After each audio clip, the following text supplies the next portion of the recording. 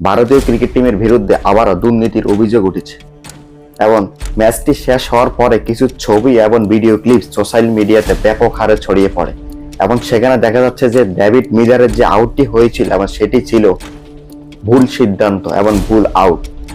চলুন ঘটনার সূত্রপাতে যাওয়া যাক।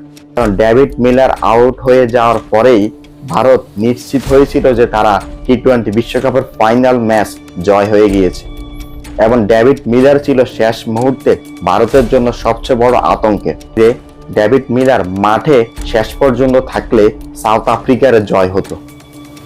ঠিক সেই মুহূর্তে শেষ ওভারে সাউথ আফ্রিকার প্রয়োজন 16 রান এবং শেষ ওভারের প্রথম বলে ছক্কা মারার চেষ্টা করেন ডেভিড মিলার এবং বাউন্ডারির শেষ সীমান্তে গিয়ে ডেভিড মিলার ক্যাচ আউট হন এবং সেটি থার্ড আম্পায়ারের সিদ্ধান্তে আউটটি দেওয়া হয়। আমরা লক্ষ্য করেছি যে দেখা যাচ্ছে যে সে আউটটি অনেকটাই সময় না নিয়ে তড়িঘড়ি করে দেওয়া হয়।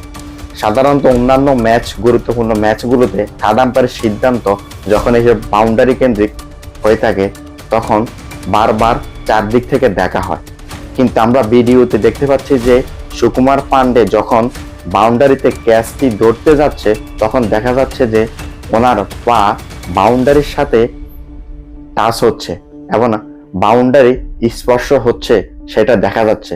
আপনারা কমেন্ট করে আসলে জানাতে পারেন যে ভিডিও ক্লিপসে আপনারাও বারবার কিন্তু দেখতে পারেন।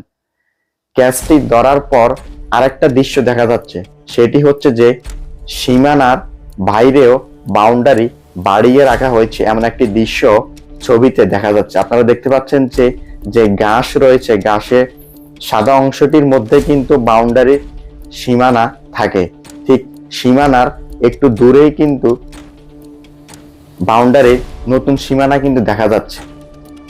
এইসব মিলিয়ে সোশ্যাল মিডিয়ায় ব্যাপক বিতর্কের সৃষ্টি হয়েছে। ভারতের এই জয় আবারও দুর্নীতির চেষ্টার মাধ্যমেই ভারতের জয় অর্জন করেছে। অতীতে বরাবরের মতোই গুরুত্বপূর্ণ ম্যাচগুলোতে ভারত এভাবে অনেক কিছুই অনিয়ম এবং যে দুর্নীতি করে তারা ম্যাচ জয় করে থাকে, এমনটা ভারত ক্রিকেট টিমের বিরুদ্ধে অভিযোগ আছে। ঠিক আবারও সাউথ আফ্রিকার বিপক্ষে টি-20 বিশ্বকাপের ফাইনাল ম্যাচে আবারও সেই দুর্নীতির অভিযোগটি উঠল।